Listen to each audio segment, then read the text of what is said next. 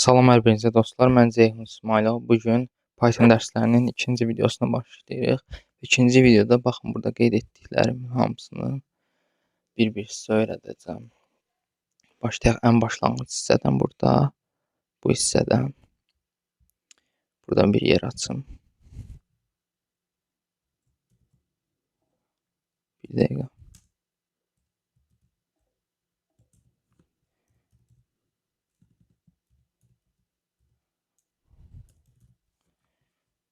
Variable bu dəyişən deməkdir. Yəni ki, baxın, x bərabərdir işarəsi, tutaq ki, 3. Y-in yerini isə yazıram. Bərabərdir. Daha doğrusu 7 yazdım. Y bərabərdir. Burada da məsəl üçün bir yazı yazmaq istəyirəm artıq mən. Bir cümlə də ola bilər məsəl üçün. Bunu sadəcə buraya yazarkən dırnaq işarəsində yazmaq lazımdır. Bu cür. Dırnaq işarəsini açırsınız. Yazırsınız ki, məsəl üçün time tutaq ki, məsələn. X-i 3 olaraq kodladım mən burada. Əgər tire falan qoymuramsa, bu nə deməkdir? Integer deməkdir. Yəni ki, qeyd olaraq yazım yanına. Burada da elə qeyd eləmişdim əslində.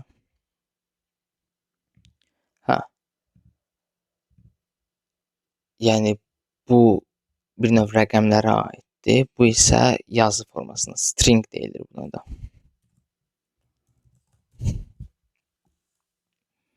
Bu cür. İndi mən bunları belə yazdım. Və dediyim kimi, buradakı yaşıla yazılan şeylər bir növ şərh kimi yazılır. Yəni, koda heç bir əlaqəsi yoxdur da. Sonra mən bunları işlətmək istəyirəm. Yazıram print və x yazıram bura. Alta da print və y yazıram. İndi bunu yazandan sonra bura gəlirik və bunu işlədirik. Baxın, gördünüz, x, print x 3 olaraq qeyd edilmişdi. 3 burada yazıldı və time, y də time olaraq qeyd edilmişdi. Time burada yazıldı. Yəni, ümid edirəm bu hissəni anladınız. Daha sonra nə izah edəcəkdim? Aha. Eyni zamanda birisi buna niyə dəyişən deyilir? Çünki, məsəl üçün, x-a 3, y-a time yazdım. Kodun axırlarında mən bunu dəyişdirə bilərəm də. X-a artıq mən eləmək istəyirəm. 3 yox, 5. Təzədən print x və kodu işlədirəm. Artıq burada gördüyünüz kimi x 5 oldu.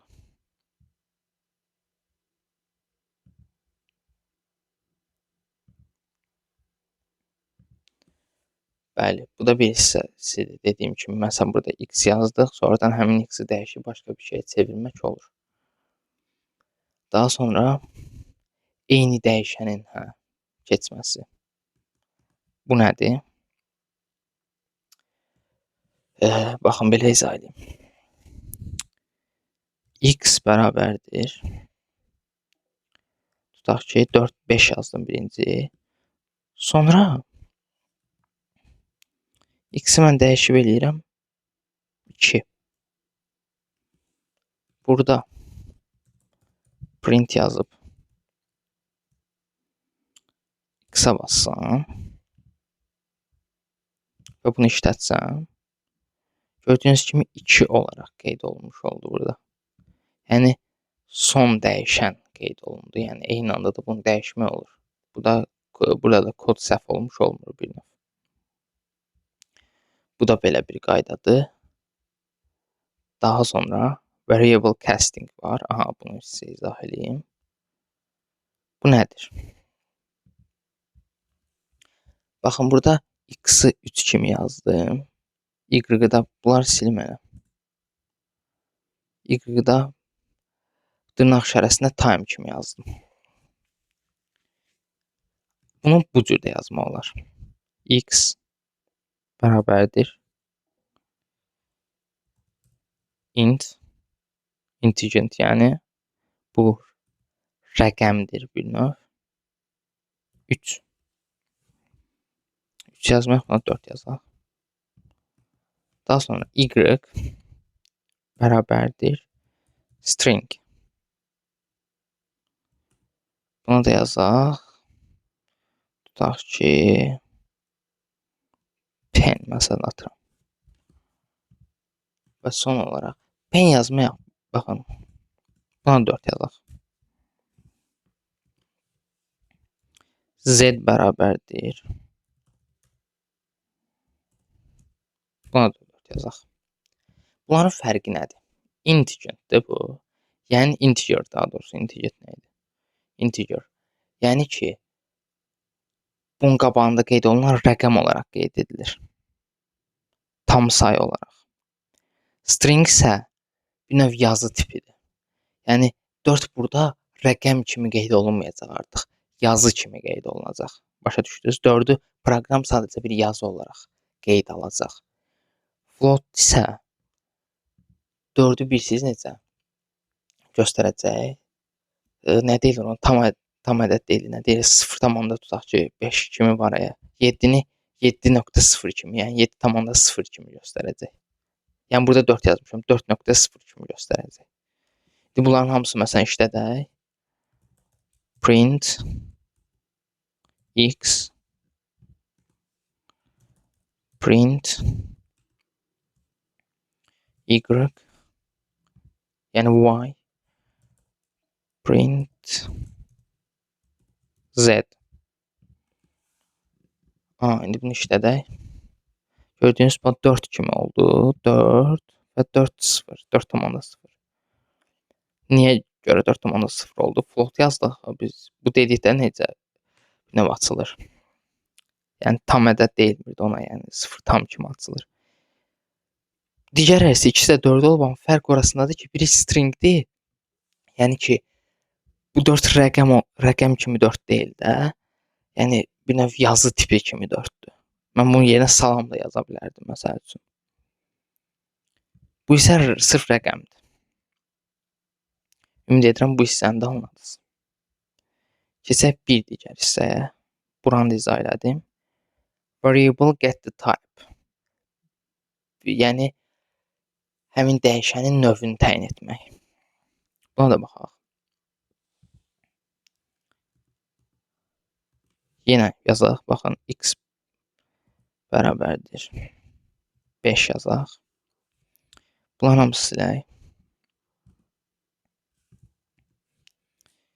Y bərabərdir time. Bunu yazdım. Sonra bura gəlirəm, yazıram ki, print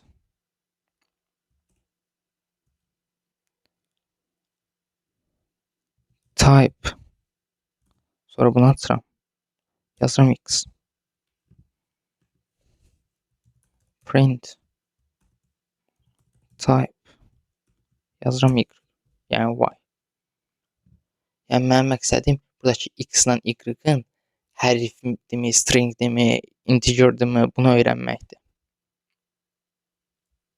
Və bunu işlədirəm.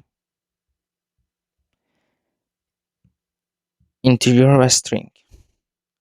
Yəni burada göstərdi ki, birinci x integerdir, ikincisi isə stringdir, yazı növüdür. Bu da bu cürdür. Yəni type deyil, ingiliscəsində bir növü deməkdir. Zaten siz əgər proqramlama öyrənmək istəyirsinizsə, bir növ ingilis dilində bilməlisiniz. Deməli buna baxdıq və bu isə bax, mən bayaqdan burada y-ın yerinə y bərabərdir 2 dırnaq işarəsi time yazırdım. Bunun yerinə 1 dırnaq işarəsi yazsam nə olacaq? Bu cür işlətsəm.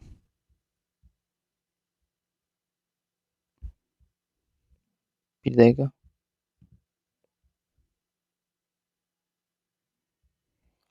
Hə, printə qoşmamışam göz.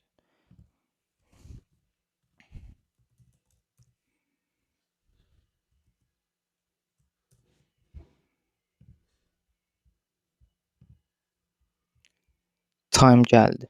Yəni işlədi. Yəni burada 2 dırnaq işarəsi ya da 1 dırnaq işarəsinin fərqi yoxdur. İkisi də işlənə bilir. Bu da bir qayda idi. Və son olaraq bu. Hərfin böyüklüyü və kiçikliyi ilə bağlı bir şeydir ki, bu baxın x bərabərdir 5 yazmışam. Bir dənə də böyük x yazım bərabərdir 1. Bu proqram ikisini də ayrı-ayrı kimi kodlayacaq. Çünki biri böyükdür, biri balacadır. Və biz bunu print eləyib x digərində print böyük hərflə x yazsaq və çap eləsək 5-1 olaraq kodlanacaq. Yəni ayrı-ayrı. Yəni ayrı deyilik ki, bu x-la bu x biri böyükdür, biri balacadır. Yəni eyni şey deyil. Amma əgər ikisini də balaca x-la yazsaq, axırıncısını götürəcəkdir. Hə, bugünlük əslində izah edəcəklərim bu qədər idi. Ümid edirəm, yəni anladınız. Əgər anlamadığınız hissələr olsa, bunu şərh bölməsində soruşsanız, mən sizə izah edəcəm. Və bu arada dediyim kimi, əslində mən də bunları təzə-təzə öyrənirəm. Sadəcə öyrəndiyim şeyləri həm bir növ necə deyim, təkrarlamaq üçün, həm də yəni bir şey öyrədəndə daha yaxşı öyrənirsən də, həm də sizə də faydalı olsun deyə mən bunu YouTube-da paylaşıram. Yəni əslində burada yəni mən dəqiq yoxlayıram, burada heç biri səhv deyil. Yəni birdən elə bilərsiniz, mən təzə öyrənirəm deyə bunları bilmirəm. Mən yəni dəqiq bunları araşdırıb elə gəlib sizə izah edirəm. Hə, video bu qədər idi. Növbəti videolarda görüşmək üzrə. Dinlədiyiniz üçün sağ olun. Əgər videomu bəyəndisə like atmağı və kanalıma abunə olmağı unutmayın. Növbəti videolarda görüşəndə.